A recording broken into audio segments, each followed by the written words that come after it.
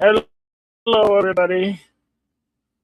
Welcome to Western Cinema Presents Part 2 of Gettysburg. This will be commentary fan track only. We have rules and regulations of YouTube cannot violate. So this will be a fan commentary only.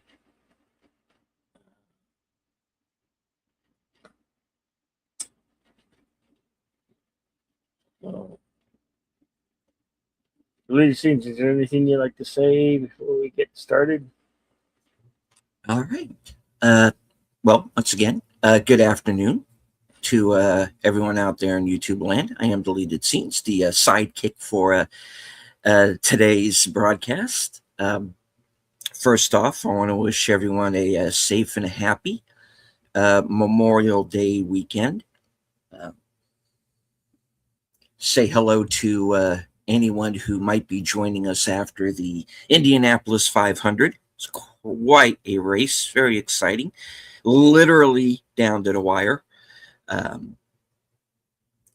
right, so we are completing the film Gettysburg, and we are going to be starting off with the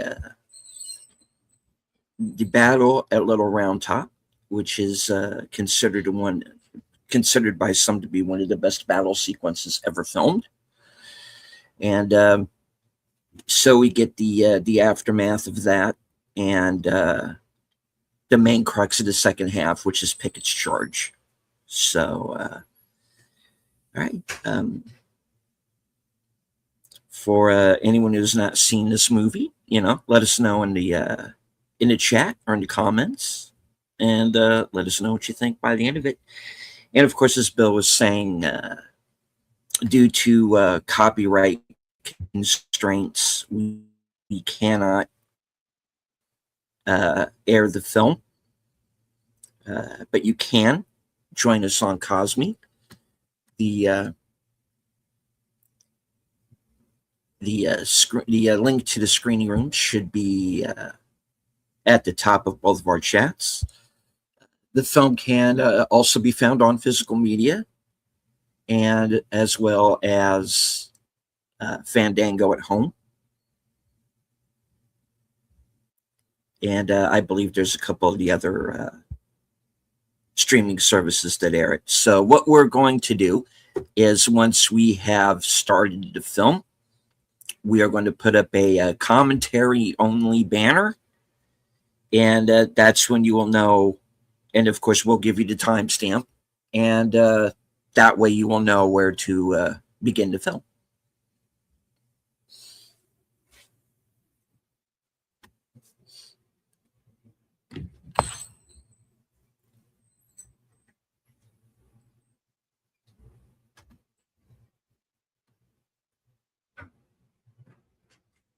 All right, here we go.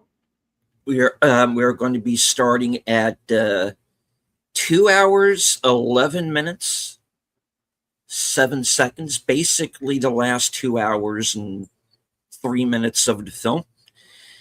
We will, like I said, be the conclusion of the Little Round Top battle, and we'll begin in. Should I do the countdown? Will? Yeah. Okay. In 5, 4, 3, 2, 1, play.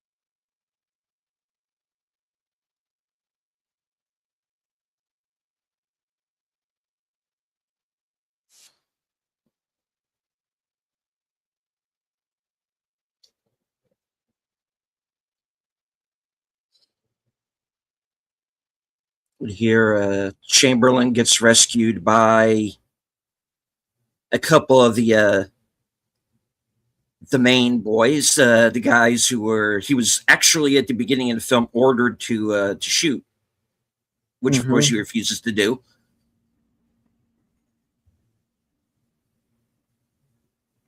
Now they were served. They had signed a contract that they had to serve a certain lot of time, and their Yeah, time was not up. So they wanted to go home, but the army said, you signed a contract, you have to do a service, and if you leave, we'll shoot you." yeah.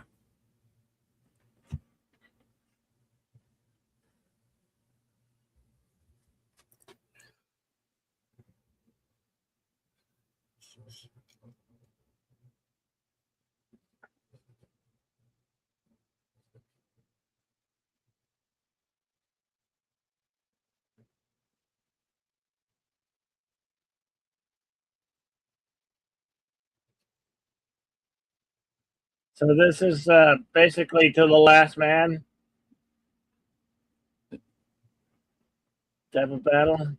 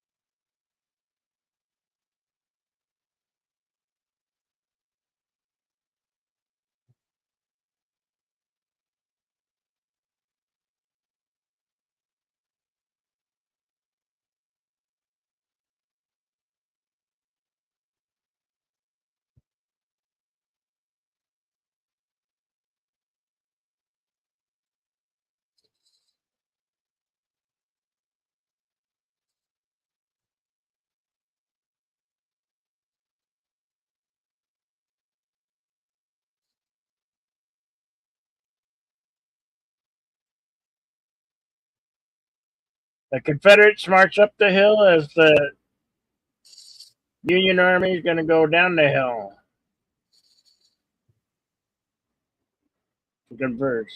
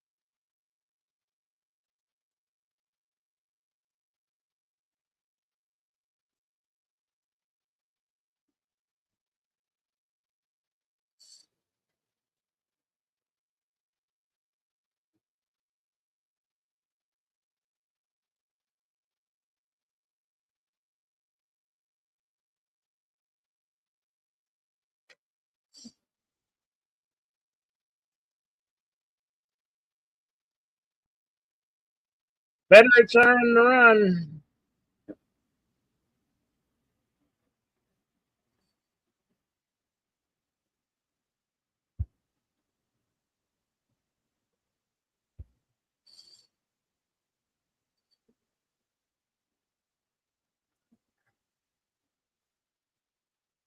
Yeah, they're out of bullets too. Yeah.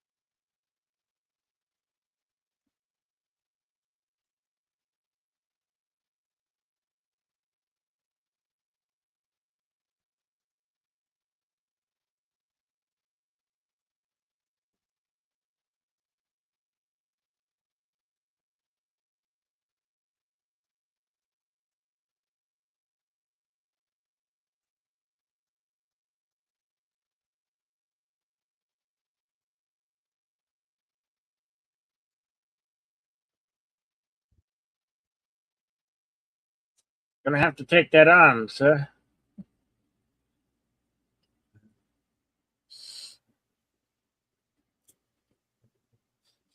A little more than that, I'm afraid.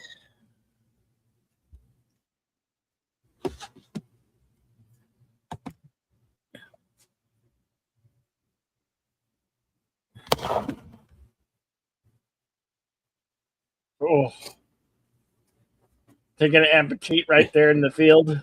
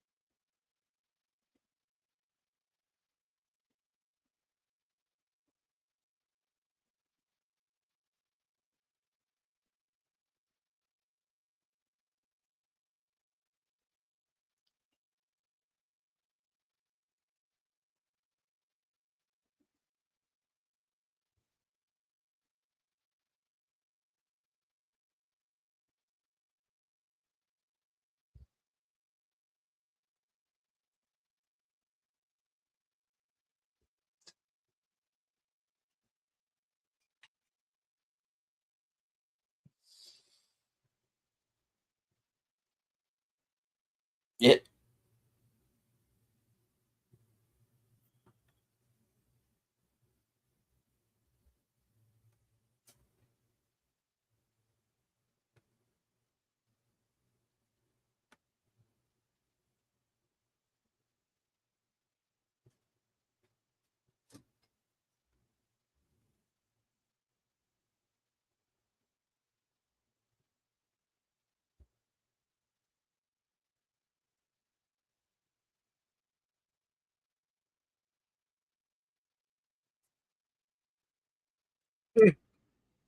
This one's a little. I hate to see the big one. the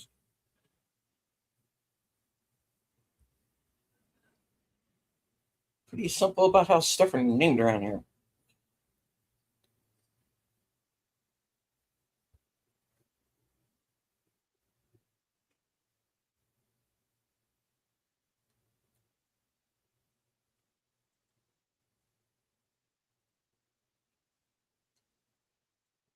Hello to Burley Bowman. Welcome.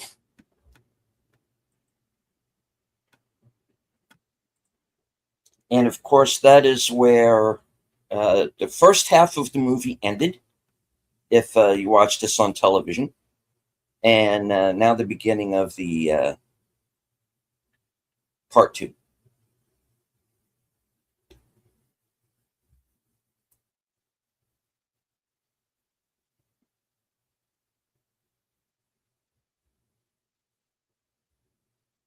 This is where General Longstreet, played of course by Tom Berenger, goes to see to the wounded and finds General Hood among them.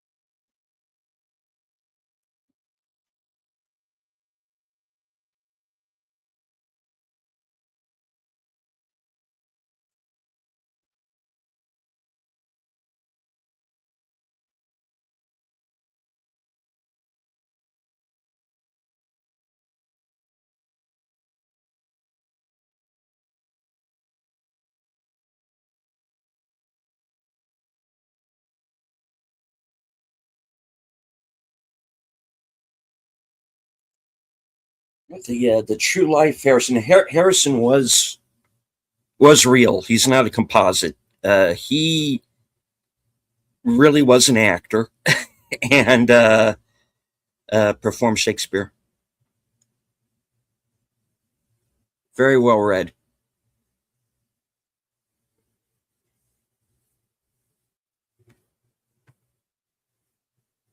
Welcome, Curtis Shelby.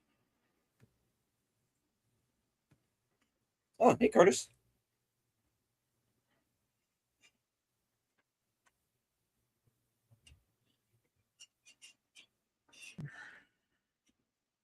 Curtis is going to be live streaming tomorrow night. So if you are sub to his channel, uh, he has a poll up right now on what he's going to live stream about exactly. He's leaving it up to you. So go over there and vote.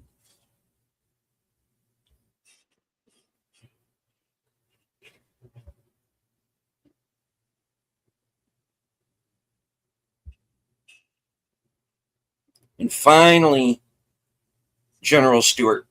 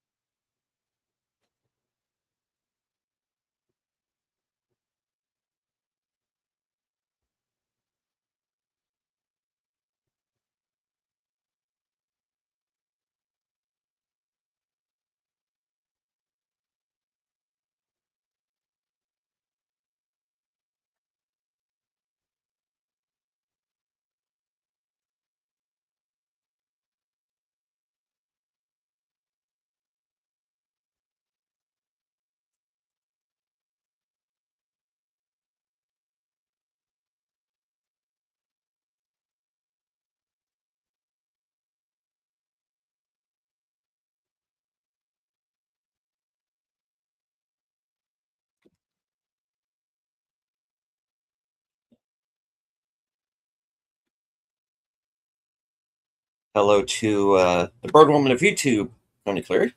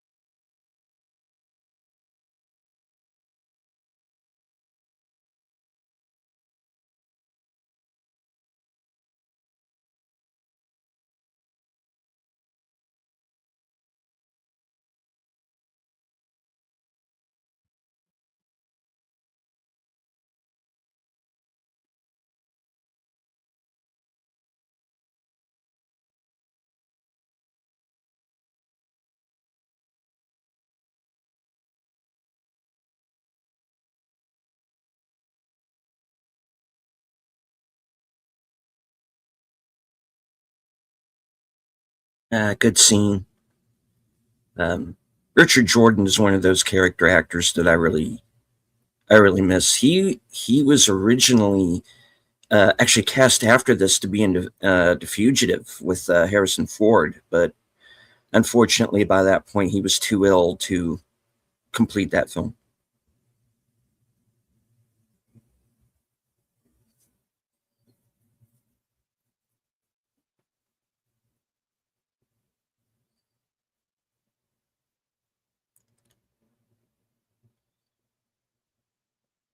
Timestamp 2 hours, 39 minutes, 15 seconds. This is the scene between General Lee and Stewart.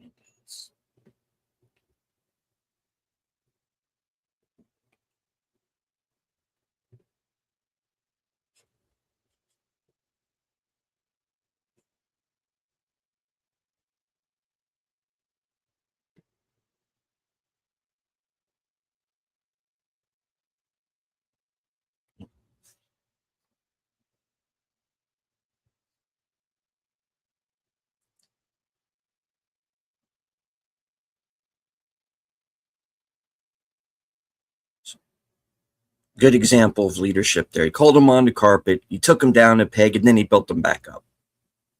Well done.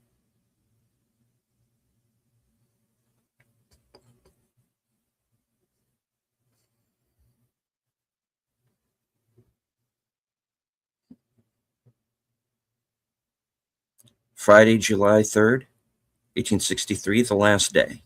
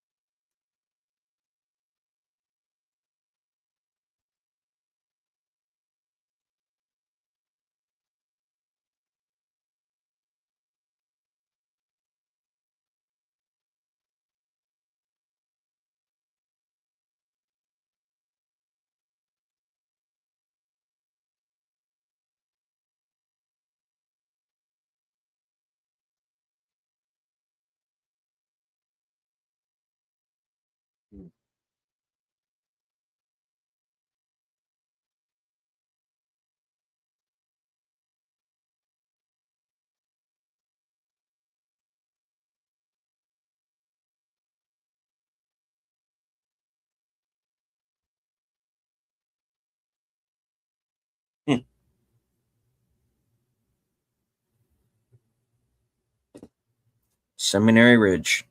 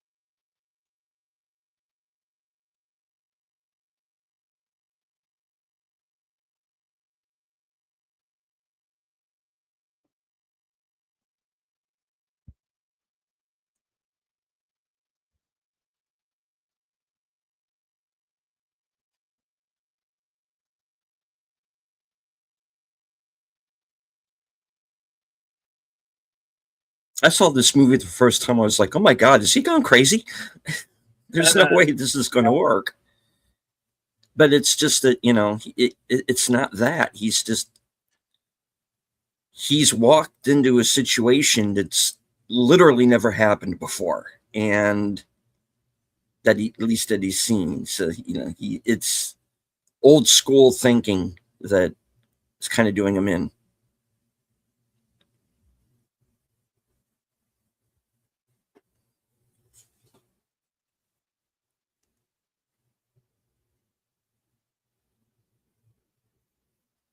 Overconfidence, basically.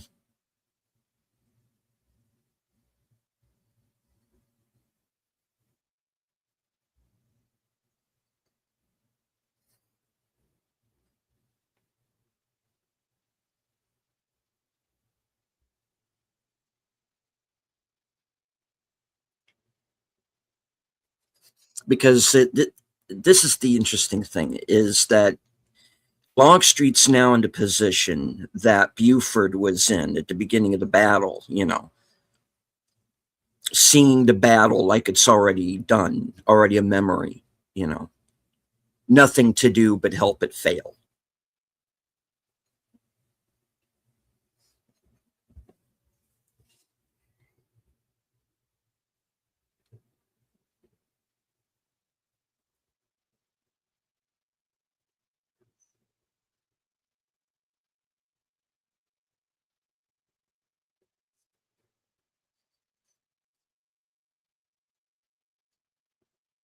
Yeah. Oh, thank you. yeah, yeah, right. Yeah, right in the middle of the battlefield. Safest place you can find. Box me in. Yeah, shit. Yeah, right behind you, buddy. I'll tell you, I got a cost a hop.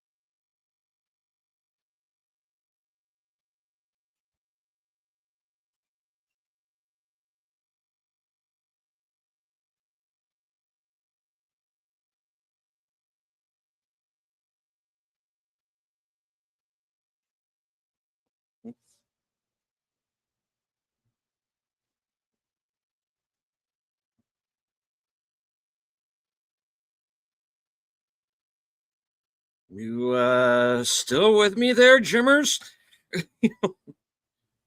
Yeah.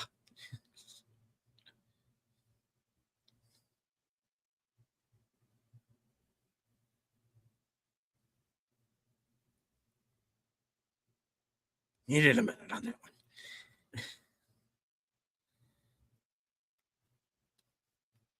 Yeah.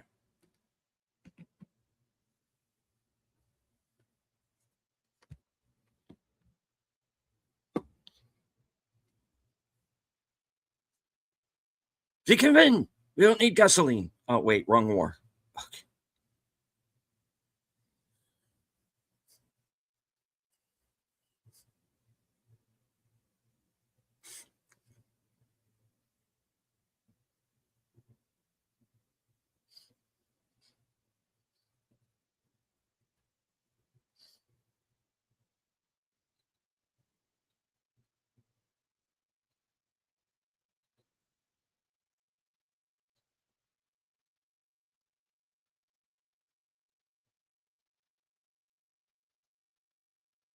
Gotta Let me tell hear you, your war cry. this Tombstone prequel, not what I was expecting. Let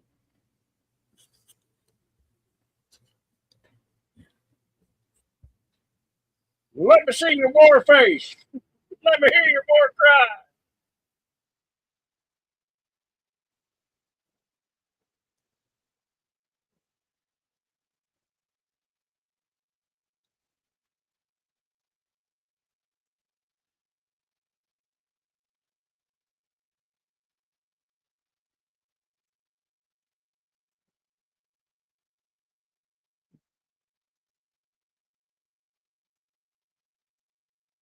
They did respect him. He was a man who garnered great respect among from like the officer corps on down.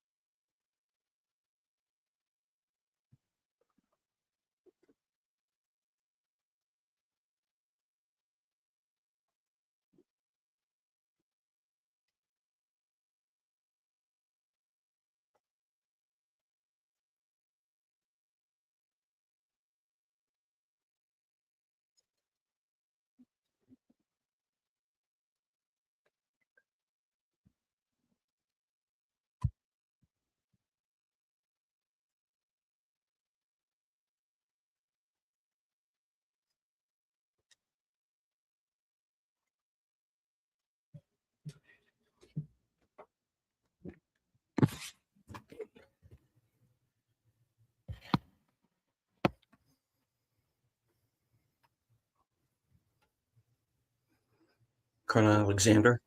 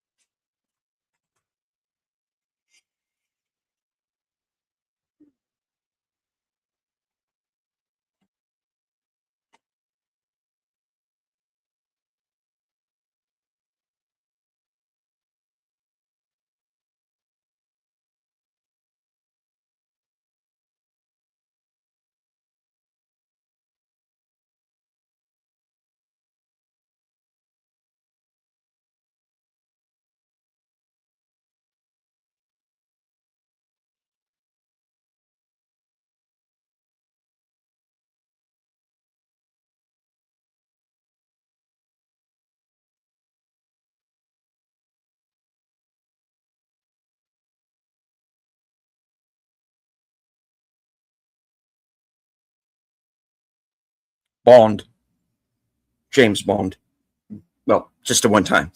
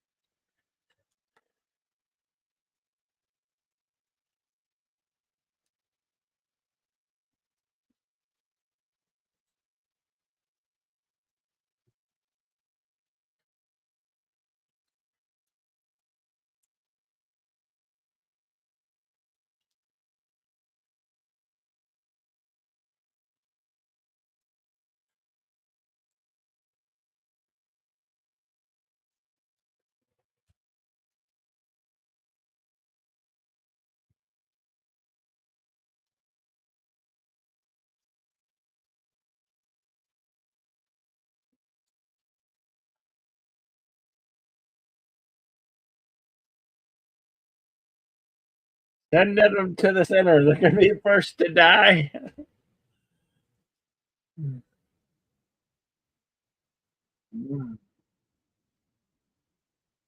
Ah, shut up, Stillwell. Just like that grin off your face.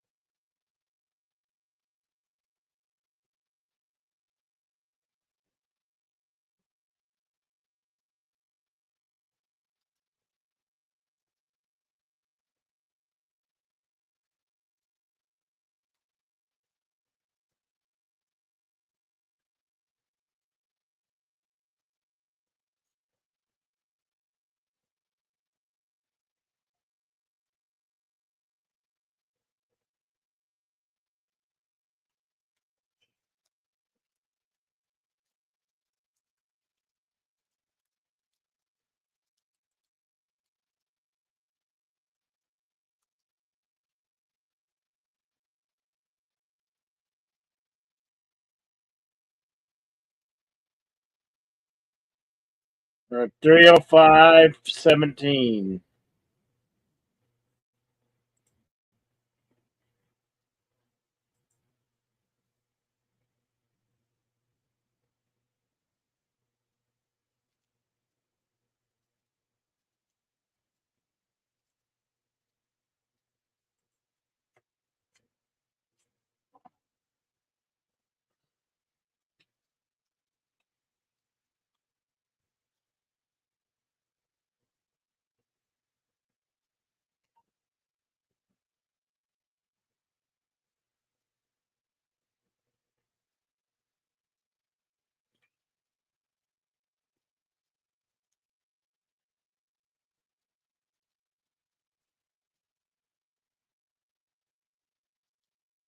Cemetery Ridge, Federal Center.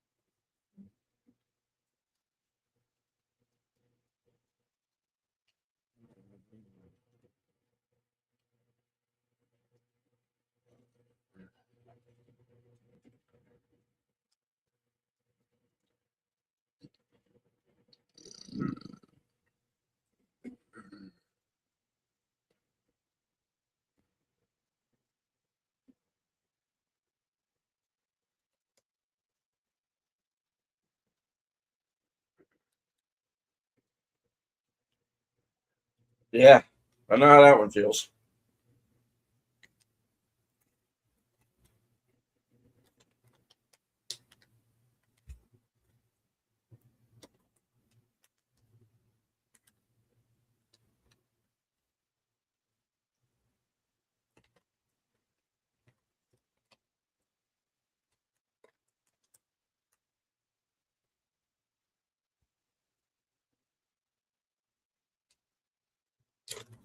Hey, Yep. rub some dirt on it. Remember, you're a Wolverine. Yeah. Remember Wolverines? Oh yeah. You're a badass.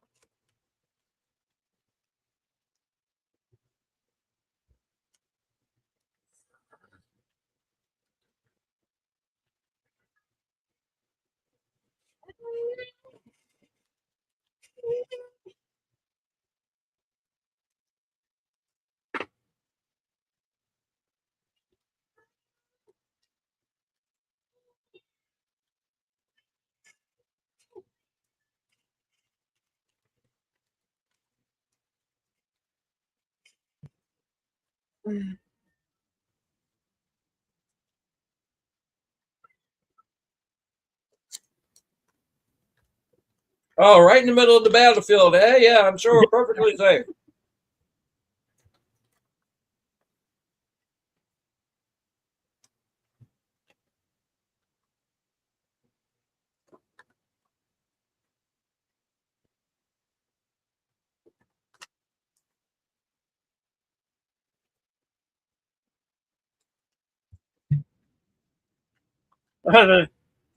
Their artillery is going to cut them into nothing.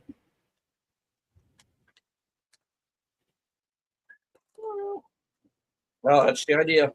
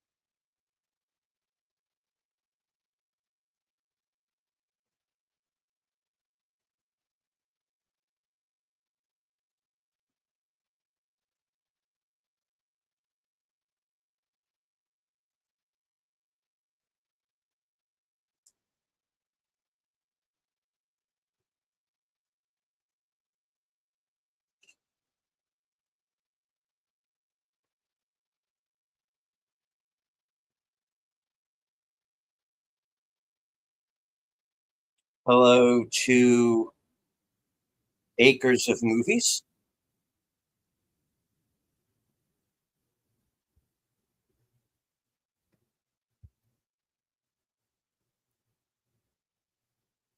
Yeah, we're live.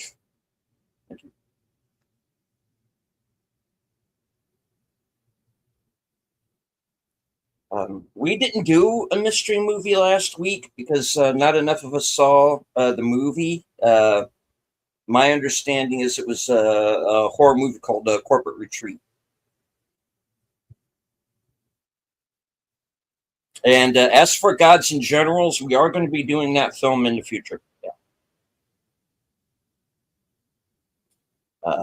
Of the two, though, I do prefer this one.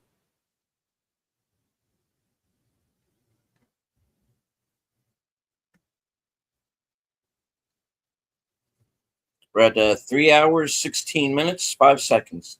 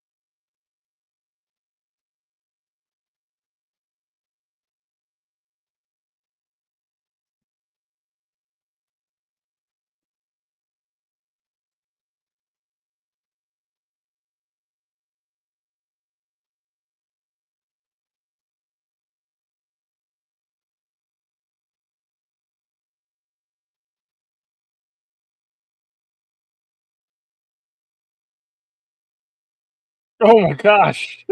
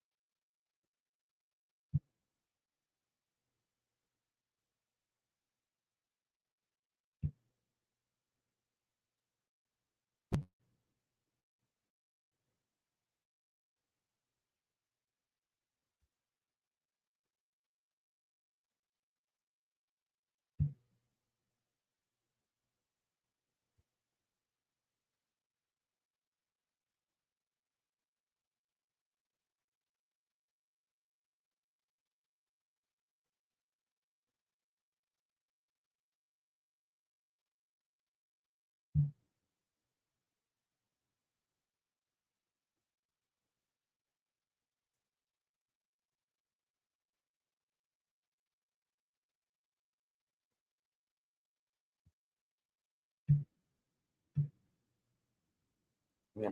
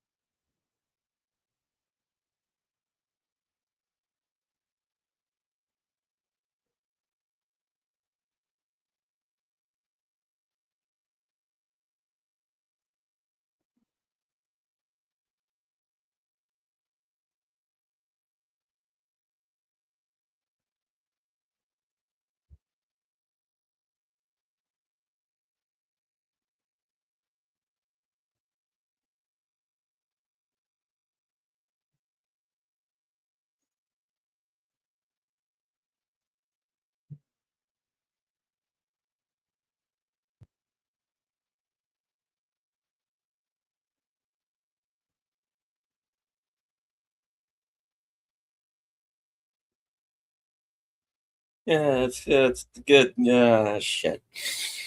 Yeah.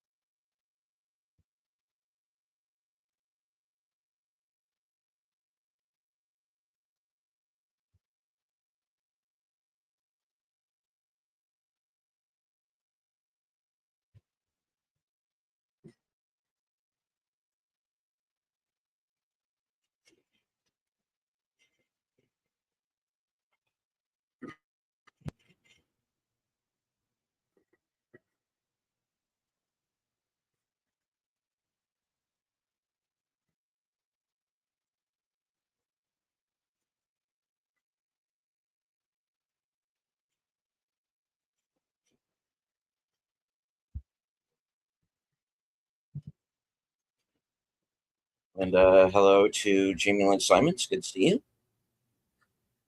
But, yep, finishing up the second half of Gettysburg. We're about to commence with Pickett's charge. Sends to film. Yes, and thanks again. Yeah. Yeah. 3 hours, 27 minutes, 50 seconds.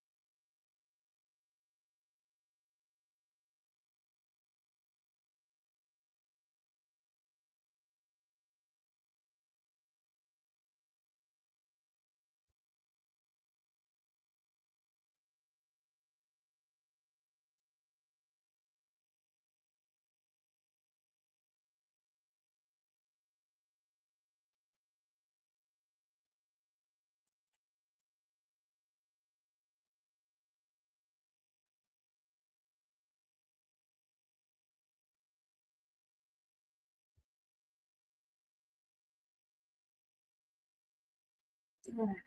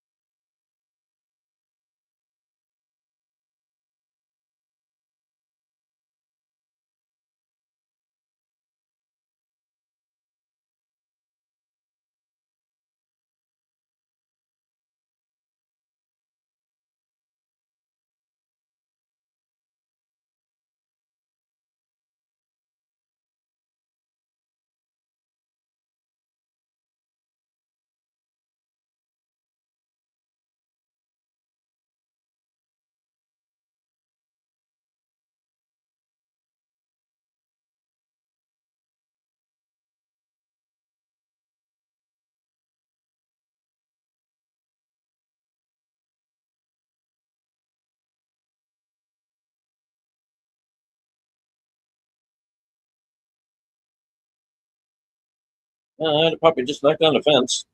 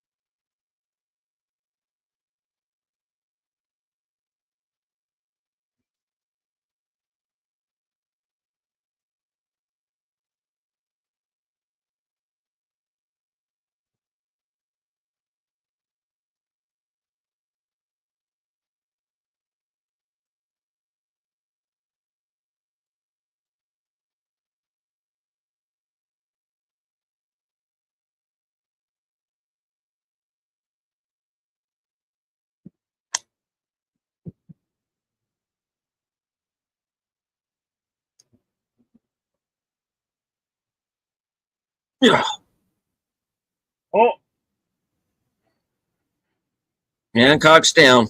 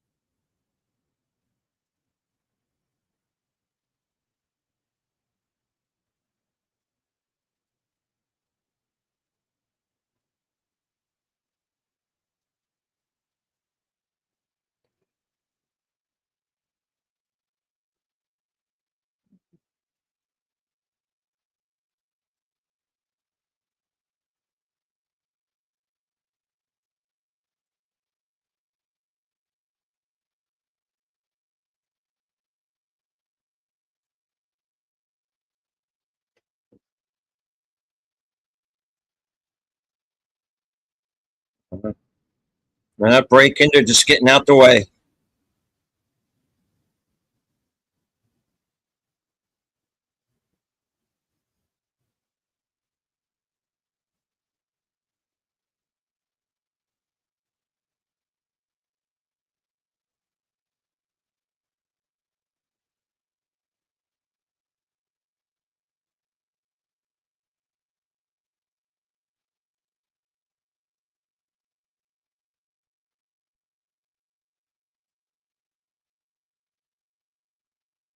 And the Ted Turner cameo.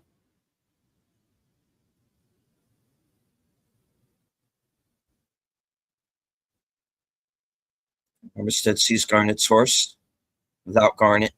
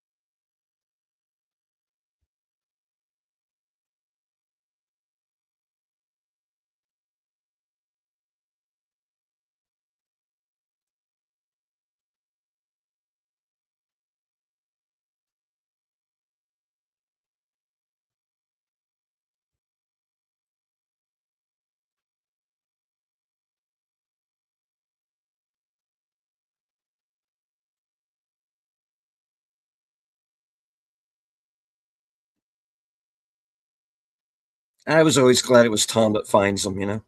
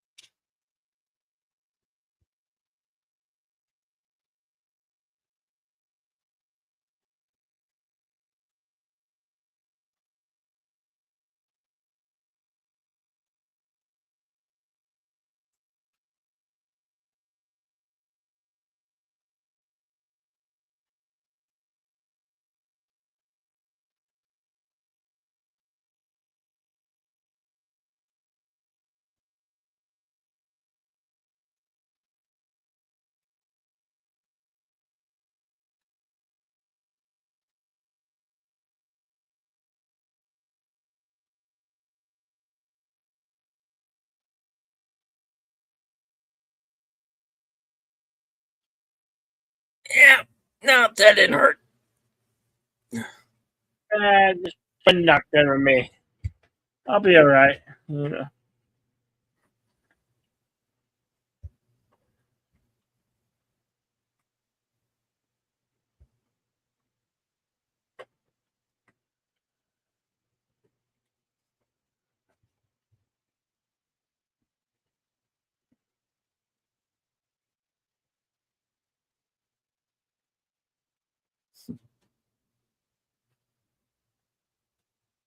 Playing.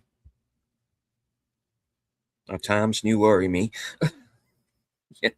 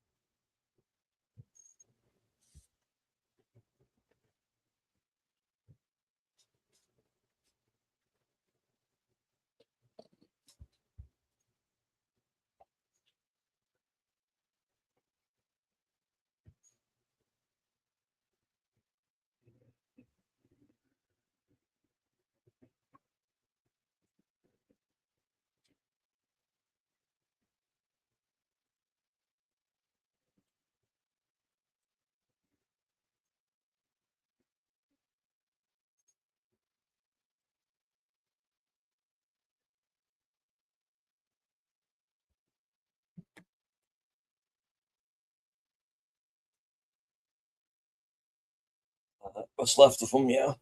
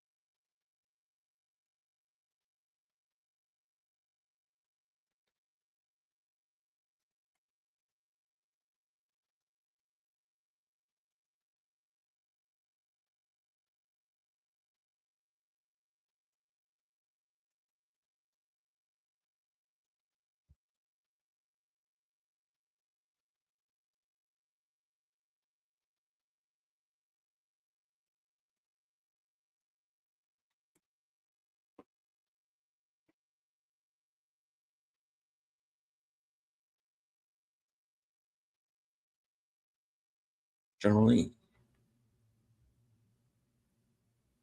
I have no division.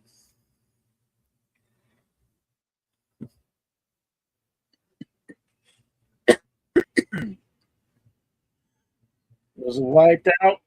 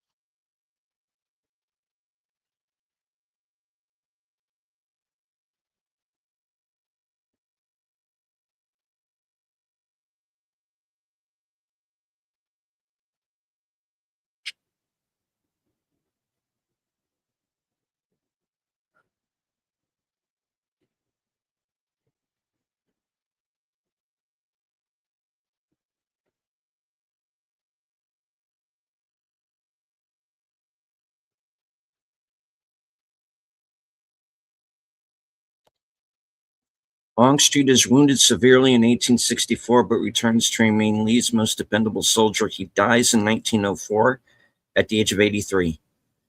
After the first day, Buford's shattered division was taken out of the front line and deployed to guard the supply trains for the duration of the battle. That autumn, Buford is weakened wounds and in December died of pneumonia. Jeb Stuart is mortally wounded at the Battle of Tavern, dies May 1864 in Richmond. Harrison survives to in the battle. After the war, he returns to the stage to play Shakespeare. Pickett's division is virtually destroyed. He survives the war to great glory, but broods on the loss until his dying day.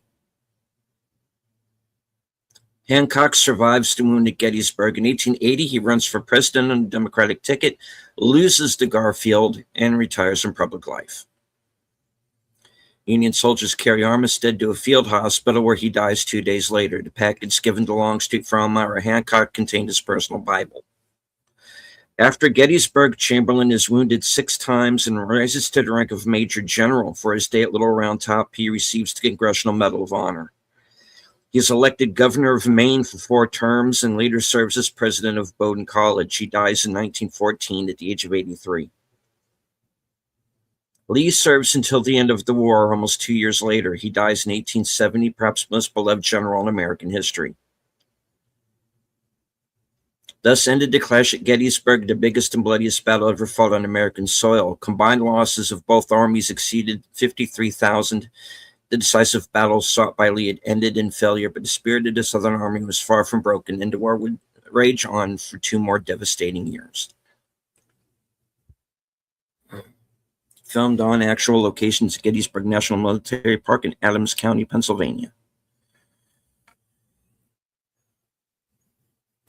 Hey, All right. shall you consult the scrolls? Indeed. All right.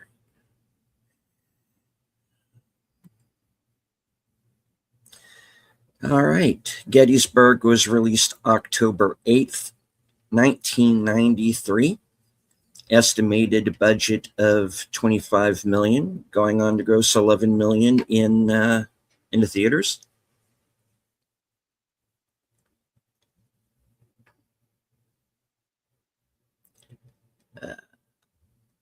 Chicago Film Critics Association Awards nominated Jeff Daniels as Best Supporting Actor. And I'm just going to read what it says, guys. And won a Stinker Bad Movie Awards for Worst Fake Beards. That's understandable. Yeah. Yeah, kind of.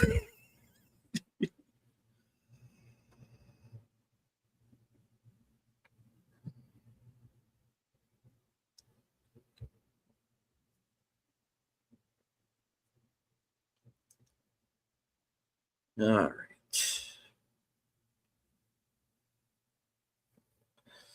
right. Composer Randy Edelman was initially not interested in the project because of the massive amount of music he would have to write for a 6-hour miniseries. However, says Edelman, I saw the faces of these officers at the beginning of it and it completely turned me on. I knew I was going to have to do it. Cameo, Ken Burns, the soldier who tells General Hancock, please, sir, you must get down. We cannot spare you.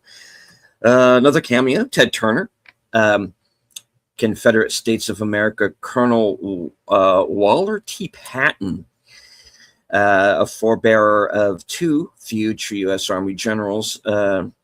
During Major General Pickett's charge, some Confederate troops came to a fence that they had to climb over. Patton leads the charge and is shot down in front of the fence.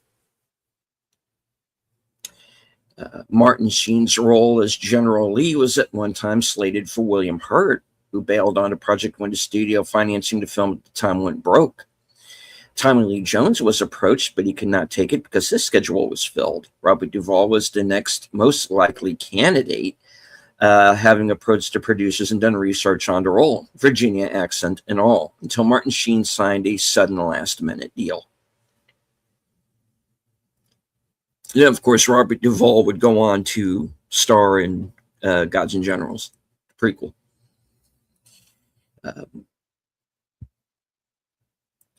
Richard Jordan died of a brain tumor on August 30th, 1993, 5 weeks before the film's premiere.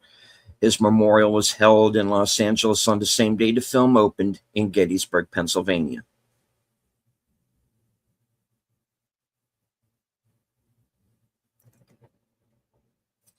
Martin Sheen was cast as General Lee at the last minute after production delays and scheduling complications forced out other actors, including Robert Duvall. Excuse me. Director Ron Maxwell said in interviews he was grateful to Sheen for accepting the part and doing such a great job and being a total gentleman about the situation. The film's original working title was The Killer Angels, the title of the source novel by Michael Shara. Worried that the audiences might think it was a movie about biker gangs, Ted Turner changed it to simply Gettysburg. From the first ideas and story drafts to the final editing and post-production, almost 15 years of work went into the film. When Tom Chamberlain talks with the Confederate POWs, the scene is adapted from the painting of Prisoners at the Front by Winslow Homer. The opening credits include a sepia-toned shot of the painting. The Union officer in the painting is actually Brigadier General Francis C. Barlow. Charles Lester Kingsolving is a descendant of General Barksdale. Stephen Lang was thrown from his horse while filming the Pickett's Charge sequence. It is included in the film. Pickett tells Armistead he cannot order Garnett not to make the charge. At Kernstown in 1862, the Virginians were still under the command of General Jonathan Stonewall Jackson. Jackson had threatened Garnett with a court-martial for cowardice and dereliction of duty. Only Jackson's death stopped the court-martial. Pickett and Armistead would have known that as Virginians and friends of Garnett, hence Pickett's unwillingness to order Garnett to stay behind. The situation is fully set out in the novel. The scene in which the 20th Maine reaches the summit was filmed on Little Round Top. The actor with the binoculars behind him is playing General Governor Warren, who was not on Little Round Top when the 20th Maine moved into position. The man in the same pose as the famous Warren statue is blocking the camera from seeing the actual statue, which is right behind him. Warren is credited for having seen the Confederates under John Bell Hood massing in the woods across from Little Round Top where the battle started and sent an officer to find reinforcements. The officer Warren sent for help was Lieutenant Washington Roebling, who later built the Brooklyn Bridge. 3 Chamberlain brothers were at Gettysburg, although only 2 are in the film. John Chamberlain was a doctor who had come down to visit his brothers Joshua and Thomas. When Lee invaded Pennsylvania, John stayed with the 20th Maine to help. He treated the wounded of the 20th Maine on Little Round Top and helped afterwards at various field hospitals. Joshua said, "Split up, another close one like that could be a bad day for Mother." To John and Tom after a shell exploded in the trees over their heads as they climbed up Little Round Top together. This historical incident and dialogue is set out in the novel. George Lazenby insisted that he have a real beard for his role as Brigadier General J. Johnston Pettigrew in the film. His scene wasn't shot until he'd grown a full beard. Lee usually wore a plain uniform with 3 stars on the collar because he disliked the heavily braided uniforms worn by most Confederate generals. The 3 stars in the Confederate Army indicated the rank of colonel. Lee's rank when he resigned from the U.S. Army. Confederate generals wore wreathed stars on their collars, and their rank was indicated by the number of stripes on the brigadier sleeve. Longstreet and others all have the collar stars, 1 large and 2 small, but other generals have varying numbers of stripes in their braiding. A few brigadiers only wear the collar tabs. No one knows why Lee insisted on wearing this uniform with the improper rank. He occasionally wore the proper uniform, most notably when he surrendered to Grant at Appomattox.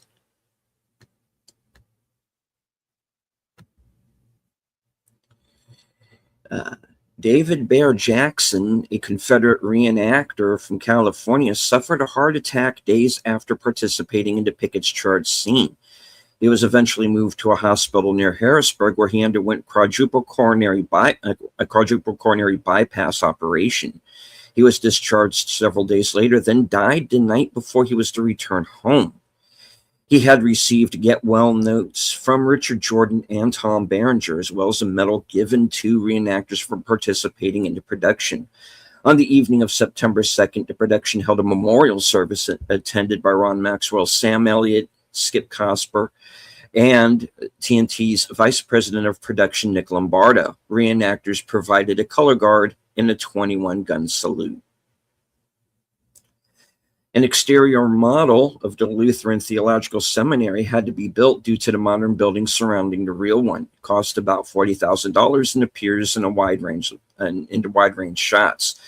The real-life Lutheran Theological Seminary appears in one very carefully angled shot when Buford is writing the message to General Reynolds the night before the battle. Film's producers have gone on record saying this movie was going to be produced and aired by ABC as a television movie back in 1991. When the bad ratings for Son of the Morning Star came in, ABC promptly pulled the plug on the initial deal. Due to the film's long running time, theaters were limited to 2 screenings per day, usually at 1 p.m. and 7 p.m. Despite that, the film made more money in a limited release in its opening weekend than Demolition Man, the #1 film at the box office at the time. A screenplay and shooting script have an additional scene at the end that was never filmed. Following the Chamberlain brothers' embrace, Harrison stands on Seminary Ridge surveying the destruction left from Pickett's charge and quotes a line from William Shakespeare's The Tempest. "We are such stuff as dreams are made of, and our little life is rounded with the sleep." Harrison then mounts his horse and rides off into the night. From there, the final credits begin. A scene was filmed where General Reynolds' body is carried by stretcher past General Buford, who watches stunned from his horse before turning back to the battle. Historical advisors such as Brian Pahanka lobbied the filmmakers to remove the scene because it was not accurate, which was the advisor's self-driven mandate throughout production. The footage of this scene being filmed can be found on the original DVD release. Director cameo.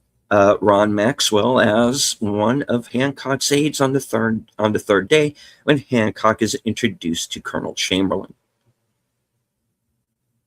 Tom Berenger has often cited this as being one of his favorite pieces of work, as well as the film he's watched the most times out of all of his other movies.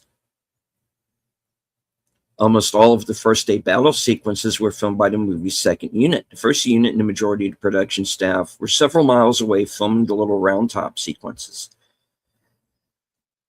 Tom Berenger was so fond of his role as General James Longstreet that he opened up a restaurant nightclub in downtown Wilmington, North Carolina called Longstreet's Irish Pub. As of 2019, it was still in business. Tom Berenger formed his own production company, First Core Endeavors, with producer William McDonald. It operated from 1995 to 97. It was named as a tribute to General Longstreet's command, a role Berenger often cites as closest to his heart. The film opened in 124 U.S. theaters on October 8th, 1993. Strong reviews and word of mouth doubled it to 248 theaters at its widest release. When soldiers from the 14th Brooklyn, the red-legged infantrymen, gather over the corpse of General Reynolds, it's meant to replicate the 1770 Benjamin West painting, The Death of General Wolfe. Kees Van Oostrum excitedly greeted members of the 14th Brooklyn the day of shooting, saying he was bored shooting blue and gray colors all day. Most of the interior tent scenes that were supposed to take place at night were shot during the day. The tents were set up under specially built aluminum structures that blocked out the sun and allowed easy access to outlets and generators. To avoid confusing the audience, Director Ron Maxwell had James Lancaster wear a bright red uniform and carry a cup of tea. Because Britain. Okay. Lieutenant Colonel Arthur Fremantle's actual British uniform would have been dark blue, similar to that of a Union officer. In real life, Fremantle never wore a uniform during his American trip. He wore the civilian clothes the character wore during the poker game on the first night. After the Battle, Fremantle returned to England and wrote a book predicting a sure Confederate victory.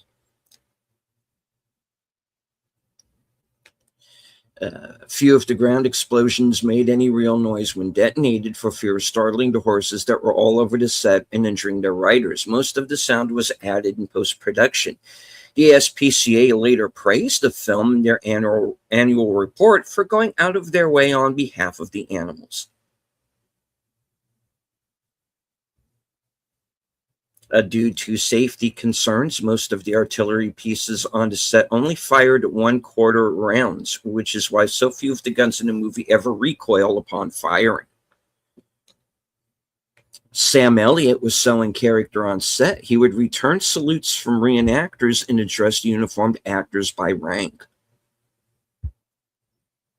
The movie was conceived as a miniseries for TNT, but when the dailies began coming in, Ted Turner realized he had something great and visualized it becoming a classic epic, like Lawrence of Arabia and Gone with the Wind. Turner came up with the idea to do a theatrical release first, which would add to the film's value when it aired on TNT and released on video. The biggest objection he received was that it was way too long and would be hard to come in at under 5 hours, even if it was edited aggressively. No problem, Turner joked. At 5 hours, we can charge double.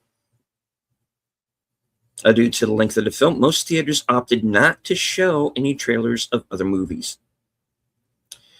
Towards the end of the intermission, during its theatrical run, theaters had the lights half dimmed and the track Killer Angels from the score played. This was conceived by the filmmakers as a way to help bring the audience back to the film's atmosphere.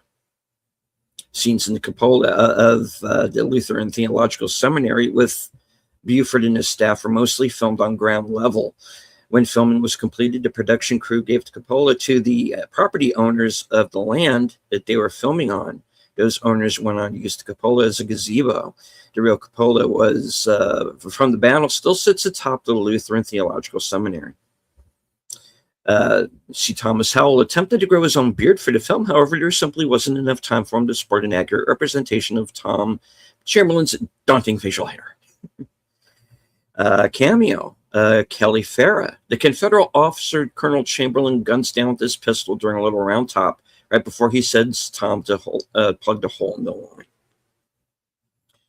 This was the first theatrical release for Turner Pictures.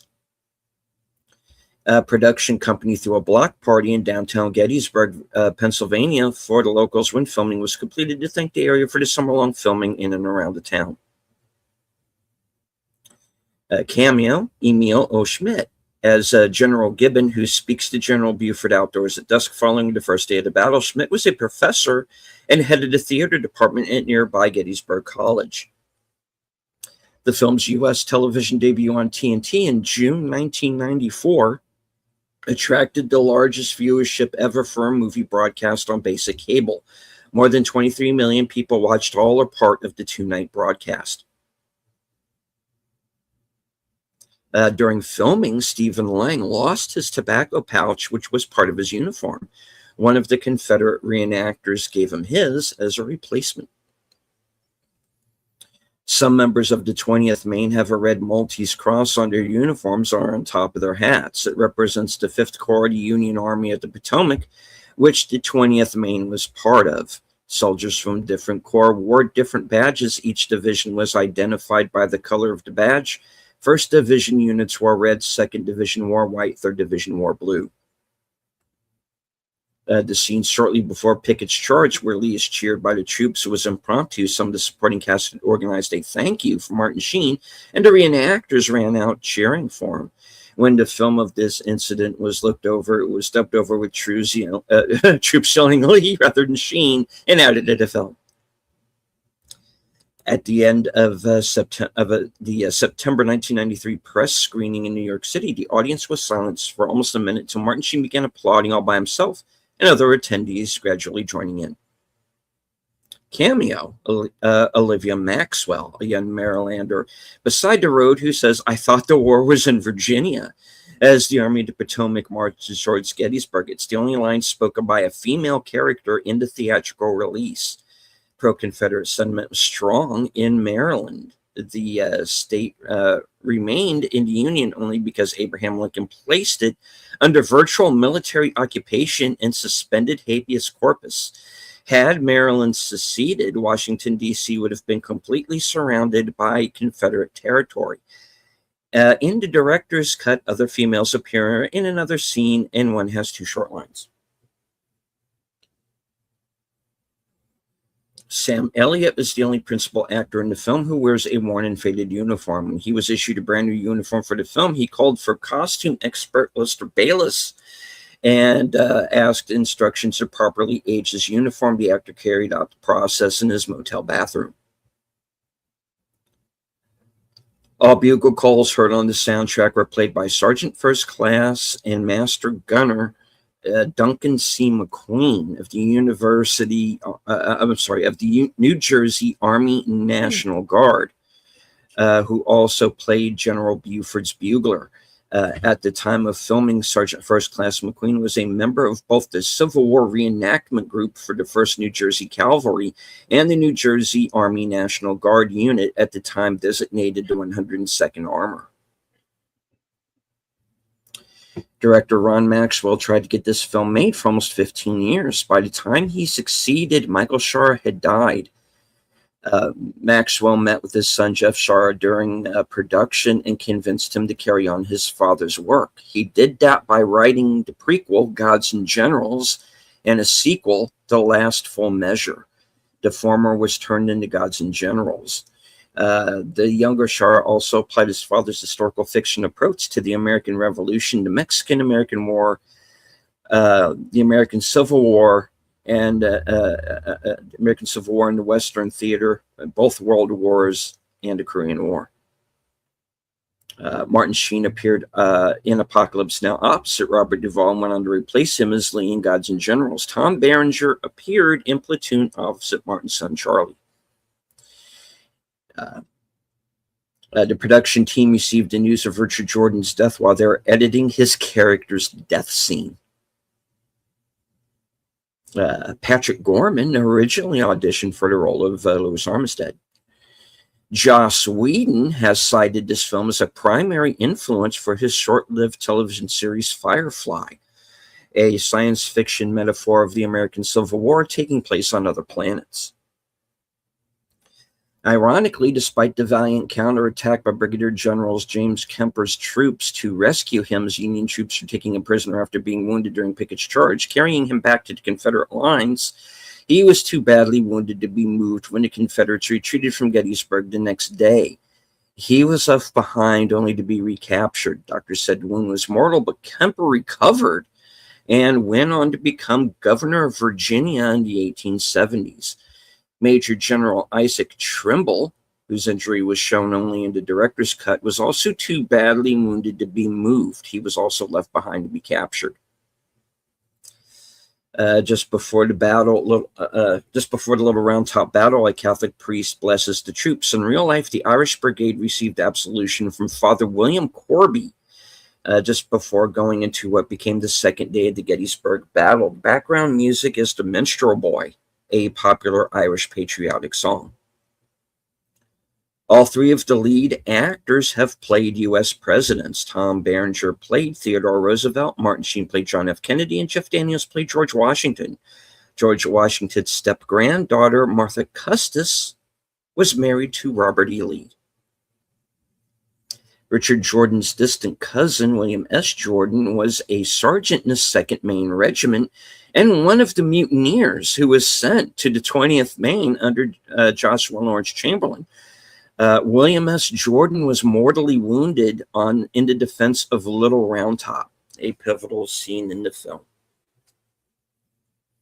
When General Buford enters General Hancock's headquarters, a one-armed Major General is briefly visible on Hancock's right.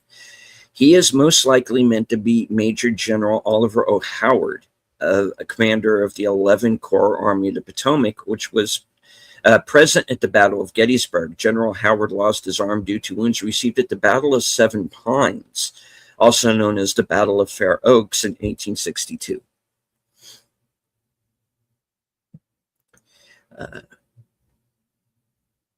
Tom Chamberlain mentions that General Meade's son is his aide-de-camp. That son was George Gordon Meade Jr., 1843-1897. He was a captain at the time of the Gettysburg battle and remained his father's aide-de-camp for the duration of the war. General James Longstreet jovially points out that General George Pickett had graduated from West Point Officer School dead last in 1846.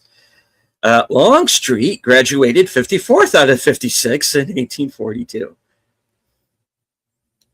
According to Sam Elliott, he was originally given the script with an offer to play General Lee, but when another actor already cast heard this, he demanded someone else play Lee or he would quit.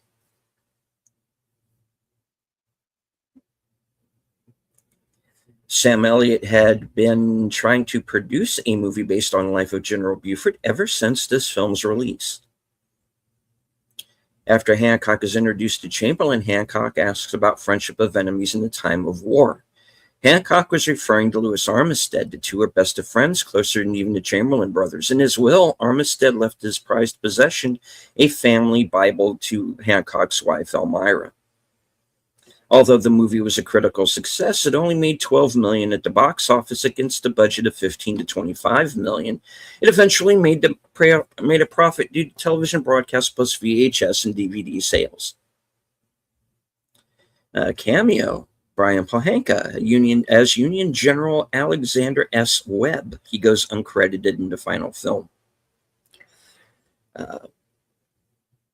Roger Ebert thought the film was too focused on making American Civil War buffs happy. Gene Siskel saw it as Southern pro-Confederate propaganda.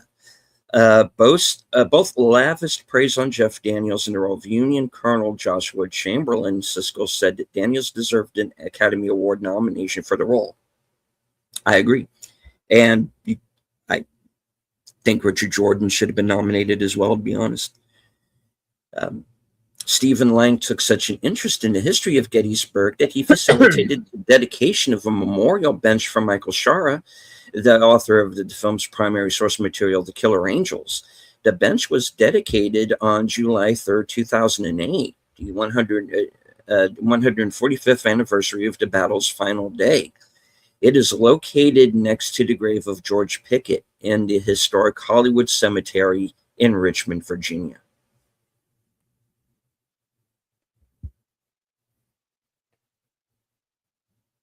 John Rothman, who played General Reynolds, stated that he was in tears when he realized that his extended scenes with the staff and General Buford were cut from the original release. He was thrilled to find them on YouTube.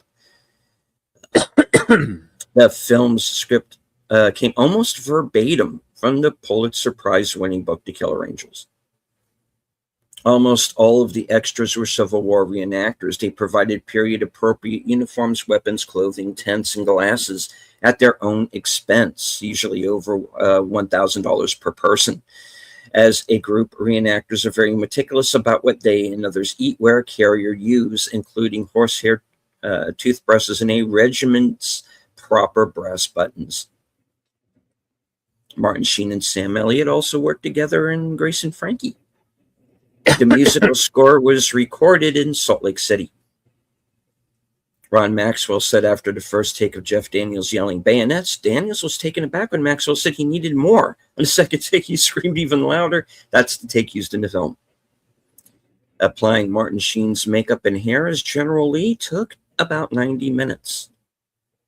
During the Atlanta premiere, Martin Sheen was increasingly annoyed at an audience member seated behind him who offered a running commentary to the film's characters and what was about to happen. When the lights came on for intermission, Sheen turned to confront the person and realized it was former President Jimmy Carter. During filming, Tom Berenger organized a Friday night Confederate Officers Club meeting as a way for the actors to bond. These gatherings were held at the bar in the Farnsworth House Inn in Gettysburg, Pennsylvania. At the beginning of production, Tom Berenger presented each Confederate cast member with a sword engraved to their character's name from General Longstreet. Berenger paid for the swords himself. Charlton Heston lobbied unsuccessfully to read for several parts in the film, including General Hood.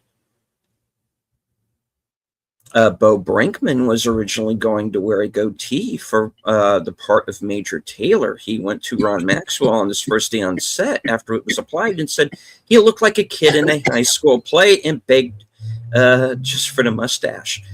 Maxwell agreed, and Brinkman wore just a mustache.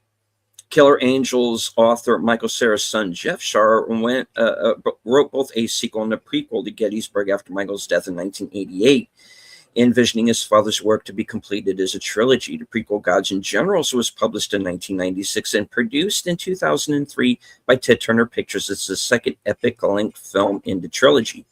However, Gods and Generals was both a critical and financial disaster, costing Turner Pictures losses in tens of millions.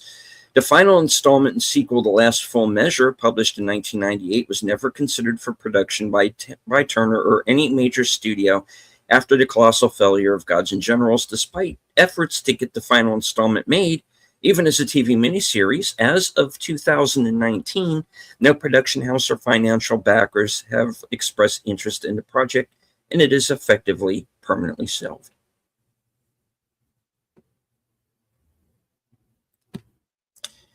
Buster Kilrain is the only fictional character from the source material Killer Angels. Michael Shaw created his name as a portmanteau of killer and angel to form Kilrain.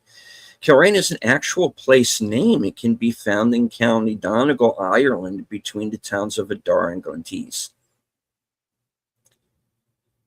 A female extra who may be a reenactor appears 4 times. In the 20th Maine, as they move out, is one of the Black Hats as they march along the road dressed in red as a guard and saluting General Buford as he enters the house. On the field as a Confederate during Pickett's charge. Richard Jordan was close friends with Killer Angels author Michael Shaw, upon which the film is based. Jordan also contributed to the screenplay, although diagnosed with brain cancer in 1992. Jordan completed filming Gettysburg, calling it a labor of love. His final on-screen appearance was the mortal wounding of his character, General Armistead. Jordan did attempt to film The Fugitive in 1993, but his deteriorating condition forced him to withdraw in April 1993.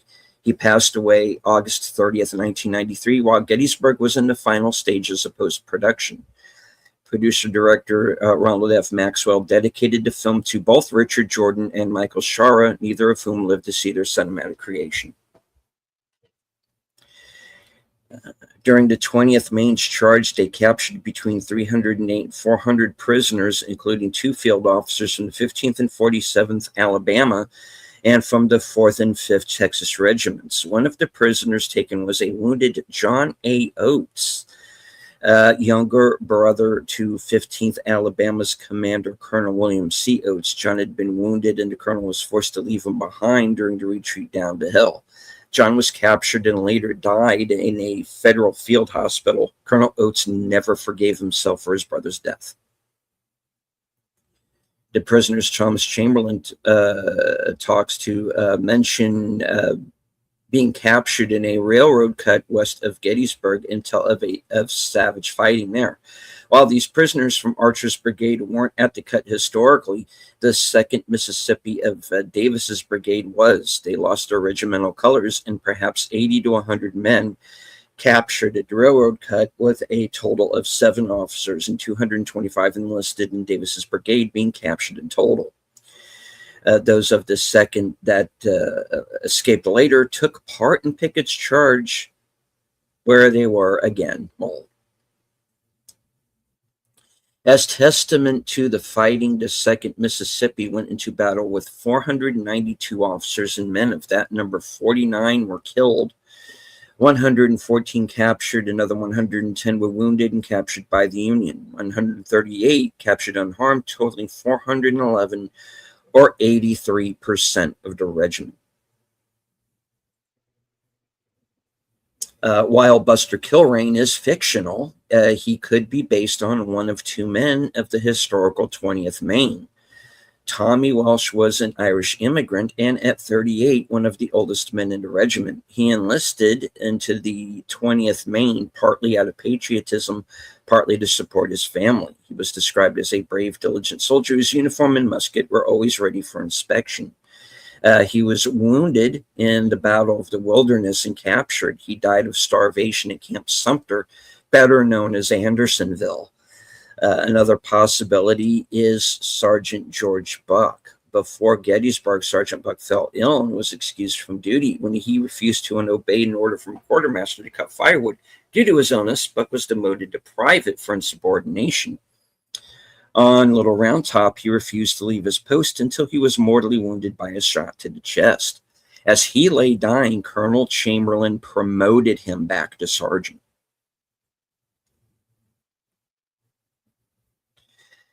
After Pickett's charge, the only losses in officers in Pickett's division were mentioned. The exact number of men involved in casualty figures are hard to determine, as sources vary. It was somewhere between 10,500 and 15,000 men that took part. Of those, 1,123 were killed, 4,019 were wounded, 3,750 captured, 8,892. But again, that varies from source to source. With a combined death toll of approximately 8,000 soldiers, Gettysburg National Military Park is considered one of the most haunted locations in Pennsylvania. After the 20th Maine's charge, Lieutenant Thomas Chamberlain introduces Captain Hawkins, a prisoner taken who asks for water from Colonel Chamberlain. This is a crucial reference to the historical battle. One of the regiments attacking the 20th Maine was the 15th Alabama, commanded by Colonel William C. Oates. Before going into the battle, Oates directed a detail of 22 men to take the regiment's canteens and fill them up from a local well. The regiment began their climb before the detail returned. Trying to catch up, the detail got lost, blundered into Union pickets, and were taken prisoner, thereby depriving the Alabamans of their needed water in the heat of July. The film accurately shows Confederate cavalry leader Jeb Stuart being late to Gettysburg, thereby leaving Lee blind as to enemy movements and without knowledge of the terrain from his trusted cavalier. However, they didn't state why he was late. In truth, there were multiple delays caused by detours and skirmishes. Setting out in Virginia, Stuart's command met Army infantry at Haymarket, Virginia, and were forced to make a detour. At Fairfax Courthouse, they skirmished with the 11th New York Cavalry, delaying a day. Afterwards, they captured 125 supply wagons in Rockville, Maryland.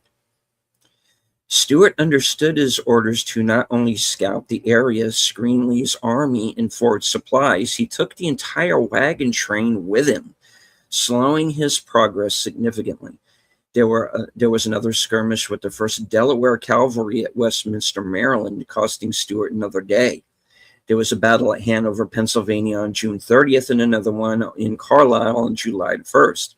The town was garrisoned by local militia who refused Stuart's offer of surrender. Stuart ordered the shelling of the town to force submission.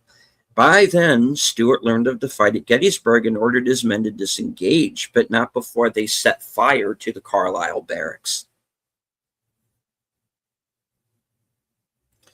A common sight in the film, especially during Pickett's charge, has soldiers firing their weapons into the air and or instantly falling under the discharge of their weapons.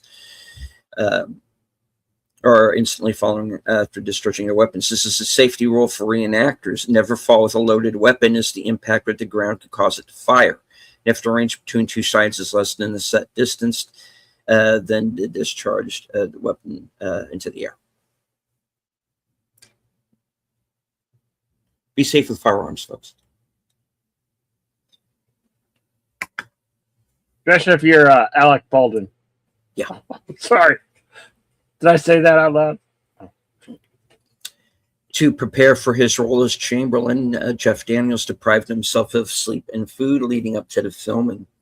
In an interview on set, he stated, "When you're out there shooting scenes wearing 100% wool uniforms in the heat and humidity, you realize We've got the Winnebago as a crew. The guys 129 years ago didn't. When it was announced during the summer of 1993 that the film would be released in the fall theatrically via New Line Cinema, Ted Turner stated the grand scale of the battle sequences, the emotions of the men who fought, sometimes friend against friend, brother against brother, need to be shown in a theatrical setting in order for audiences to fully experience the impact of the three-day confrontation that changed the course of American history. In July of 1993, the 130th anniversary of the battle, a special screening of the film was shown at Gettysburg College's annual Civil War Institute to a selected audience of 850. They watched a 5.5-hour director's cut that had a temp track instead of the score, missing sound effects, and had yet to be color balanced, a process that takes place in the final stages of the motion picture negative printing process. Despite these technical shortcomings, the film was met with overwhelmingly positive reaction. As per their agreement with the Civil War reenactors who gave their time and expertise to the production, Turner Pictures donated $100,000 towards Civil War battlefield preservation after filming wrapped. $40,000 went to the Association for the Preservation of Civil War Sites to buy 39 acres to the principal site of the Battle of Tom's Brook in the Virginia's Shenandoah Valley. $50,000 went to the Friends of the National Park at Gettysburg for physical improvements to the battlefield, and $10,000 went to the preservation of various other battlefields. During filming, Sam Elliott stayed at the Cashtown Inn, shown briefly on the first day when Lee's barefoot soldiers marched past it on their way to Gettysburg. Martin Sheen was quite literally a last-minute addition to the cast. He signed a few days before filming began. Actor Donald Logue stated that during the many takes of the 20th Maine's charge down Little Round Top, he would be running so fast that when cut was called, he often had to pull himself up into trees to avoid wiping out on some of the soldiers at the bottom of the hill.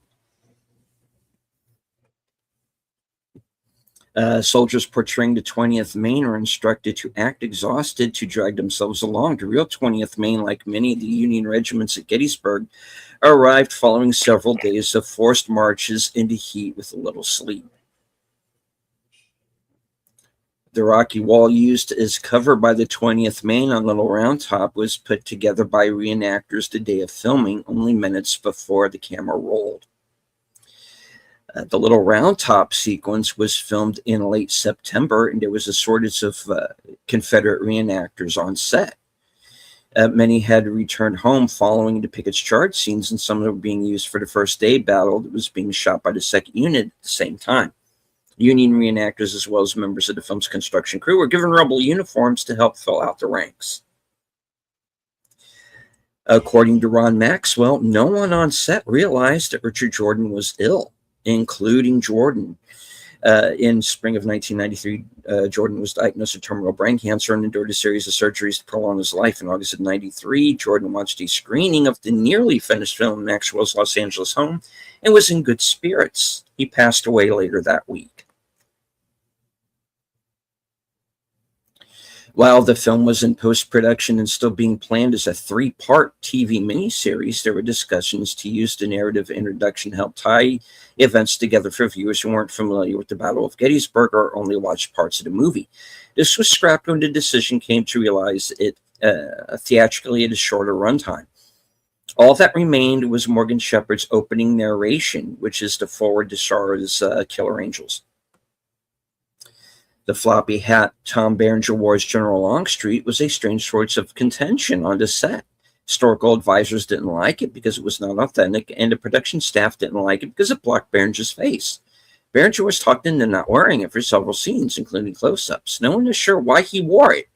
Instead of the more accurate officer kepi he would wear in pre-production at several of the film's premieres. It was often asked why Robert E. Lee wore the rank insignia of a colonel despite holding the rank of the general of the Confederate Army. Lee was a colonel in the U.S. Army before the Civil War began and said he would wear the rank insignia of a general only after the Confederacy won the war and was recognized as a nation. As the movie was being edited, Turner pushed Alan Horn at Castle Rock Entertainment to become the theatrical distributor. Horn refused, saying the movie was too long for theaters. While on a trip to LA, Turner told Horn he had an edited down version he wanted him to see. Horn said he was free to watch it after lunch and asked if 2:30 was okay, with Turner saying, well, that depends on what time you're planning to have dinner.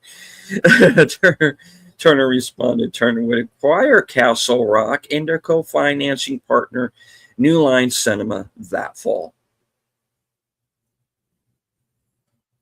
Ron Maxwell and Jeff Daniels almost got off on the wrong foot before production even began. Daniels was on Maxwell's radar during casting because of his mostly comedic roles at that point, but Maxwell agreed to meet with him at Daniels' home in Michigan. After watching Daniels perform in a play at his Purple Rose Theater Company, both men sat down at a local bar to discuss the role and the film. Maxwell still smarting over Turner executives overriding his first choice, Russell Crowe, for the role. And I didn't know that. Recommending Daniels, asked Daniels if he had what it took to play Chamberlain. Daniels shot back, are you going to do this thing right or just do another bad version of North and South? If that's the case, I'm not interested in your project.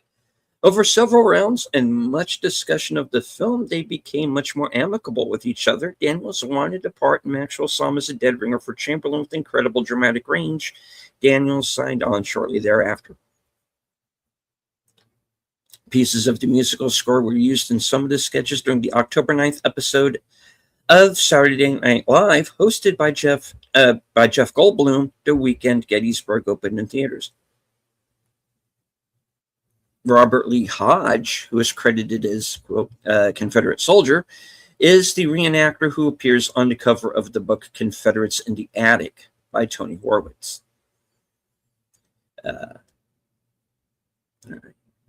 Filming for the movie marked the first time Sam Elliott had ever been in Pennsylvania. 3,000 extras were used for the opening of Pickett's Charge. The movie is based on The Killer Angels by Michael Shar, which was published in 1974.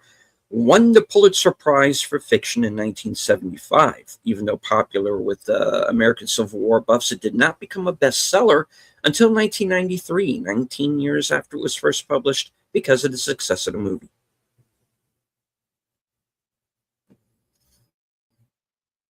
Actor Richard Anderson portrays Union Major General George Gordon Meade. The Confederate General Richard Anderson commanded a division at Gettysburg that attacked the Union center on the second day of the battle.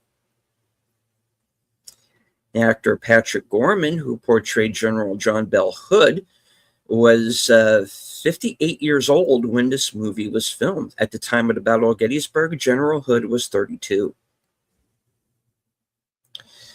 During Pickett's Charge, a Union artillery officer is fatally wounded, then lowered to the ground by a sergeant. That officer is most likely First Lieutenant Alonzo Cushing, who commanded Battery A, 4th U.S. Artillery. During the charge, Cushing was wounded in the shoulder, and a piece of shrapnel tore open his abdomen. Despite these injuries, Cushing continued to command his battery until a Confederate bullet struck him in the mouth, killing him instantly. After the battle, Cushing was cited for valor and gallantry and posthumously promoted to lieutenant colonel. In 2014, he was awarded the Medal of Honor. Immediately after the Battle of Gettysburg, with his entire division effectively destroyed, Pickett was assigned to command the Department of Southern Virginia and North Carolina. In February of 1864, Pickett led Confederate forces and suffered a defeat at New Bern, North Carolina. After the battle, Pickett ordered 22 Union Army soldiers executed, an act for which he was labeled a war criminal. He subsequently served in other Confederate commands until the end of the war, but then fled to Canada, fearing a war crimes investigation and execution for the unlawful killing of prisoners of war. He only returned to the United States after General Ulysses Grant promised that Pickett would not be prosecuted. There is considerable debate as to whether or not Private Buckland, the spokesman for the Second Maine Mutineers, was a real person. In interviews before his death, Michael Shar stated that the only fictional character in his novel was Buster Kilrain, though in the film both Kilrain and Buckland's photographs are of random Union soldiers. There is no record of a Private Joseph Buckland on the rosters of the 2nd Maine, and the character's name may have been taken from an 18th century sailor who fired on the British ship Gaspee during the opening days of the American Revolution. Even so, several families from Maine several families in Maine claim to be descendants of Buckland, with oral traditions about his exploits at Gettysburg. Due to modern-day roads and a proliferation of monuments on the actual Gettysburg battlefield, a large number of the battle scenes were filmed several miles away in a constructed set located on an open area of Adams County. This included the entirety of the cavalry battle from the first day, to include a replica of the Lutheran Seminary, as well as Robert E. Lee's arrival, which was filmed in front of a mock-up of the Cashtown Inn. While the first part of Pickett's charge was filmed on location at Gettysburg, the filming stopped at the Emmitsburg Road, which is a paved highway, on the other side of which there are a number of monuments. The filming then resumed on the set location to show the Confederates reaching the angle, followed by intense fighting scenes. John Rothman played Major General John F. Reynolds, the first Union general officer killed at Gettysburg. 13 years later, in United 93, Rothman played Edward P. Pelt, one of the passengers who fought back against the terrorist hijackers aboard United Airlines Flight 93, which crashed in Shanksville, Pennsylvania on September 11, 2001. Less than 100 miles from Gettysburg. He therefore played 2 real-life men who died in a field in south-central Pennsylvania, resisting an attack on the United States on a critical turning point in United States history. When Hancock asks Chamberlain about classical sources for 2 friends, almost brothers, facing each other on the battlefield, he may be thinking of Balin and Balin in Mallory's Morte d'Arthur. Confederate officers' rank insignia as seen in this film: 1 on the collar, 1 stripe, 2nd lieutenant, 2 stripes, 1st lieutenant, 3 stripes, captain, 1 star, major, 2 stars, lieutenant colonel, 3 stars, colonel, 3 stars surrounded by a wreath, general. Confederate generals all wore the same insignia regardless of which general rank they held. Mark Moses was originally cast as Jeb Stuart, and the beard was designed for his face, not Joseph Fuqua, who eventually played Stuart, hence why Stuart's beard is so large in the film. Although there were thousands of slaves brought with the Confederate soldiers to the Battle of Gettysburg, there was only 1 slave referred to in the movie, a runaway slave depicted by actor Darrell Wharton, who was discussed by Chamberlain in the Union Army. According to Civil War historians, Confederate General Garnett's body was never accounted for after he was killed during Pickett's charge. In the film, Garnett is blown away by a cannon and his riderless horse trots off, disappearing away from the battlefield to symbolically carry Garnett's body, to symbolically imply Garnett's body, quote, disappearing.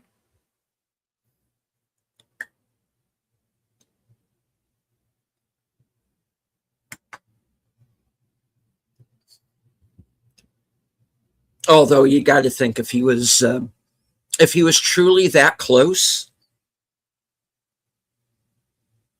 there probably wasn't much, if anything, left. And my guess is his horse would have been killed too. So, all right.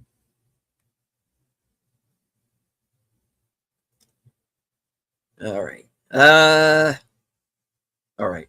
Let me jump ahead a bit. There's one that's quite lengthy. I'll save that for last.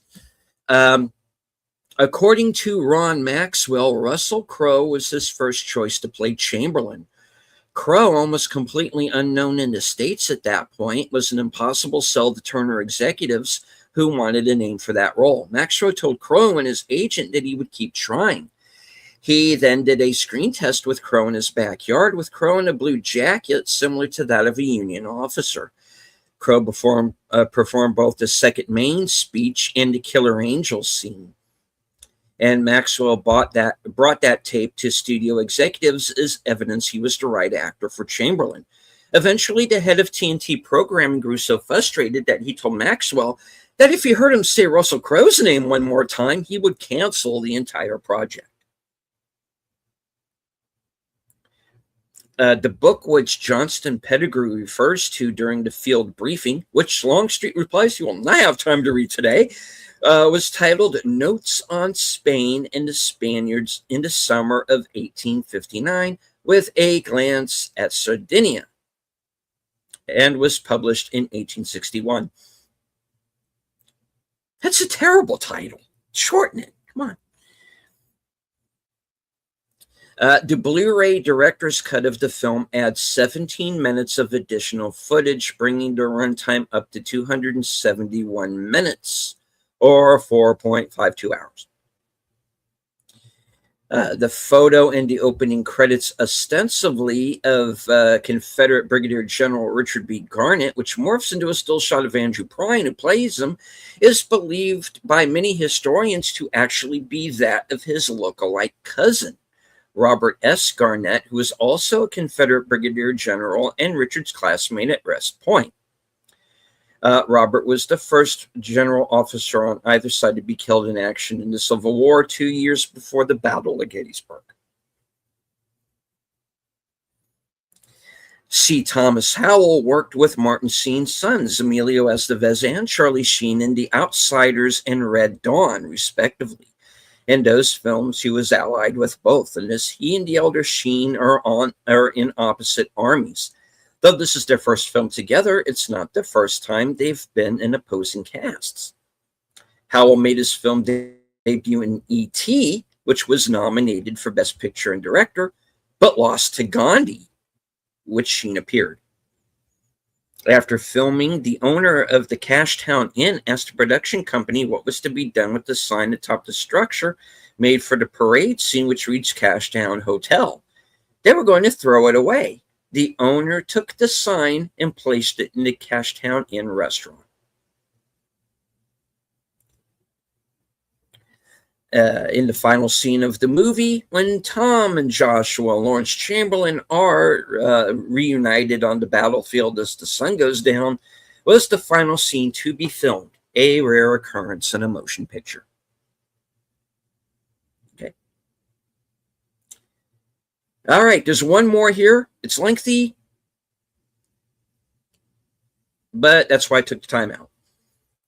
In 1991, early in his career, actor, producer, writer Joshua D. Maurer approached Ron Maxwell to inquire if the rights to Michael Shara's The Killer Angels were available to adapt as a motion picture, and subsequently was informed that Maxwell already outright owned those IP rights from the Shara estate and had been trying for many years to get the project made, both as the director and writer, and had written an extensive feature-length draft, as well as a miniseries screenplay. As an amateur historian who is passionate about the study of the Civil War, Maurer was a diehard fan of the Pulitzer Prize-winning Shara's historical novel and asked Maxwell if there was any way he could help him. Maxwell was coming to Los Angeles, and a dinner in Beverly Hills was arranged, and Maurer and Maxwell, along with Maurer's fiancée, in which Maxwell told them of this long and frustrating struggle to get the project financed. At the time, the project was being seriously considered by TNT as a miniseries, but had not yet been greenlit. Ken Burns' epic documentary had come out in 1990, which helped raise awareness of this genre and story, but the final decision by Ted Turner to move ahead remained uncertain due to a number of factors.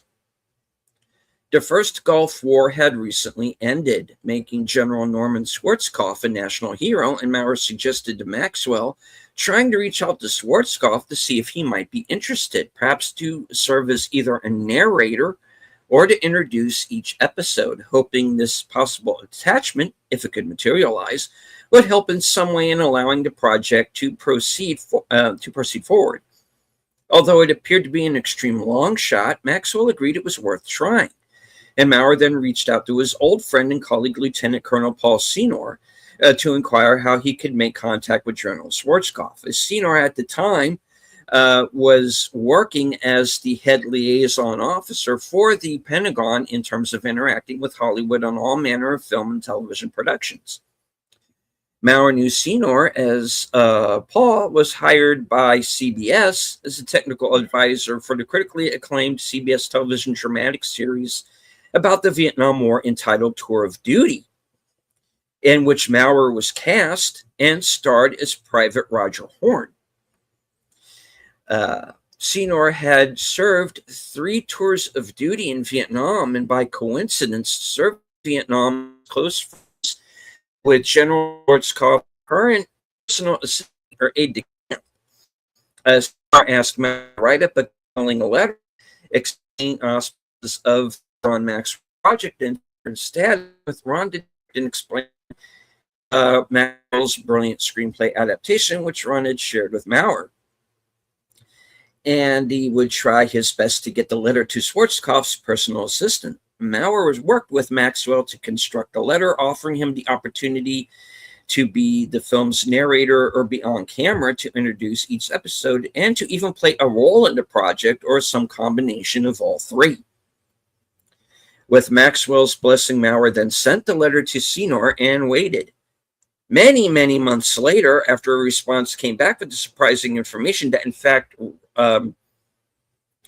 Char's novel, The Killer Angels, was the General's all-time favorite book.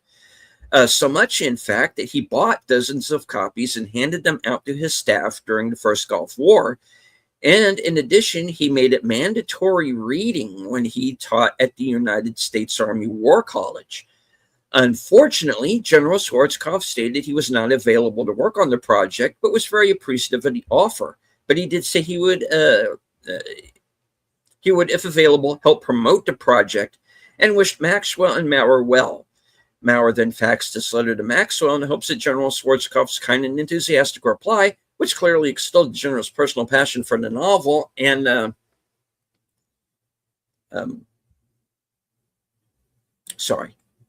lost my place.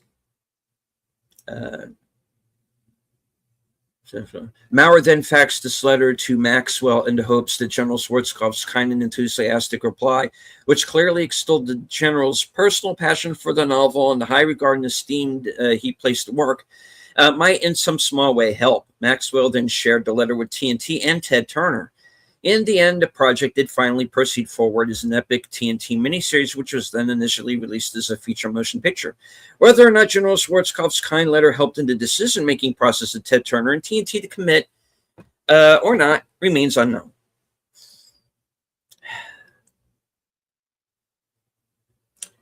Alrighty.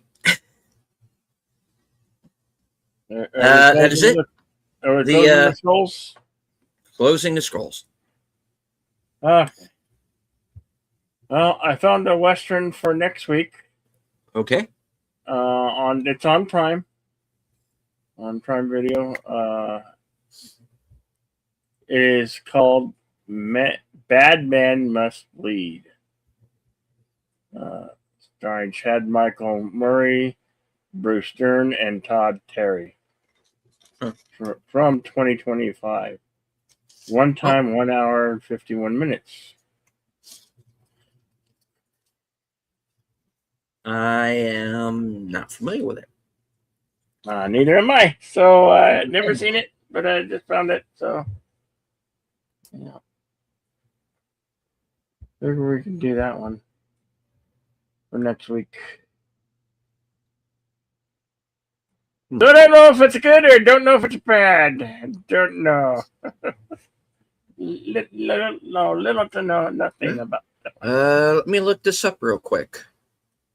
Got a trailer Since I too. still have IMDb Pro open here.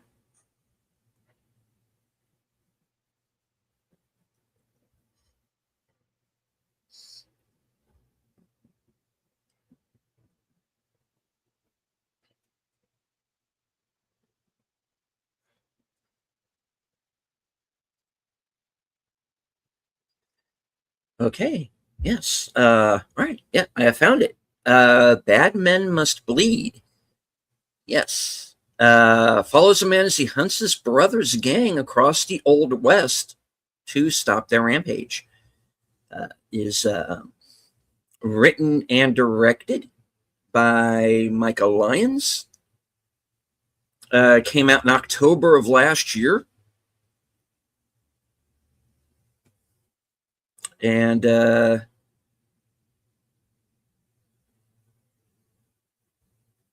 yeah, it has some familiar names in it.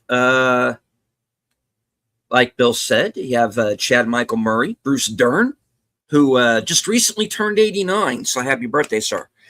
Brad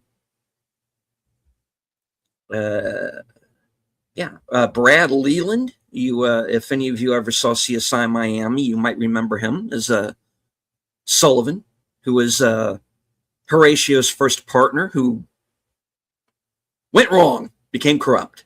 Yeah, you might remember him from that. And yeah, okay, looks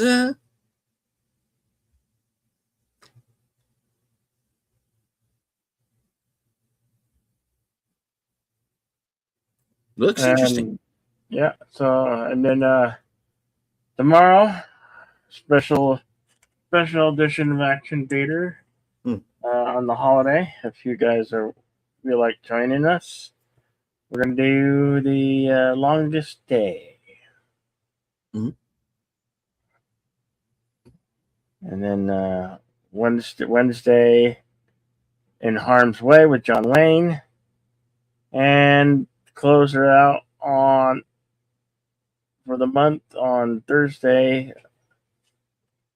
1917, World War One. Yeah. Well, that's what we got coming up. Cool. I'd like to thank everybody who came out today. Jamie Limit Simmons, Connie Clary, the Bird Woman on YouTube. Watch out for that second channel, Love Chick Productions.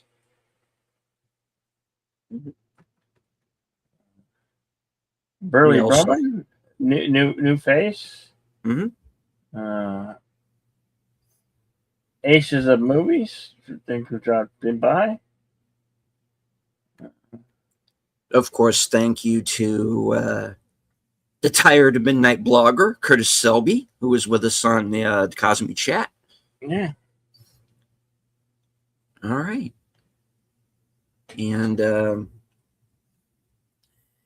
we at one point had nearly 100 people watching us live. So thank you. Thank you all very much. Even if it was just for a few moments, we do appreciate it. Yep. And hope that everyone enjoyed the film. And please look more into the history of the battle and of the Civil War itself. And of course, go out and read The Killer Angels. And yeah, like I said, we brought up Michael Sarah's son Jeff, who is still writes a lot of historical books. He's in the middle of I think he just wrote a book about Pearl Harbor, which I actually have in my possession. Haven't gotten to it yet, but yeah. So go out and seek out both of their books, please. You got any shows coming up later this evening? I do. There's no unscripted tonight because I knew this was going to run a little bit over. But I do have shows planned for the next couple of weeks. I already have the topics. It's just going to be a matter of getting to them, unless something else newsworthy comes up. I am going to be appearing later on tonight on Reserved Seats. My show Reserved Seats returns at 11 p.m. Eastern, 10 p.m. Central. Aged Boomer is going to be my guest. And we are going to be talking about the current state of horror films and streaming services. So it's going to be an interesting discussion. It's going to be tonight at 11 p.m. Of course, Boomer and I will be joined by Troy Pacelli and Netters Network Tuesday night at 8:30 for the next episode of Live from Sparkwood and 21. Then, of course, tomorrow I'm going to be joining Bill for The Longest Day, Wednesday for In Harm's Way, and Thursday for 1917 as we round out our month-long salute to the troops. And then, of course, later on Thursday night will be my program, Coming Attractions, where you get to find out what I am going to be up to next week. And, of course, stay tuned. Right back here, same bat time, same bat channel next week for the next episode of Western Cinema Presents. Yep. Alrighty. As I like to say, always remain to be excellent to one another. Have a safe holiday. Enjoy the rest of your 4-day weekend. And take care, and we'll see you at the next one.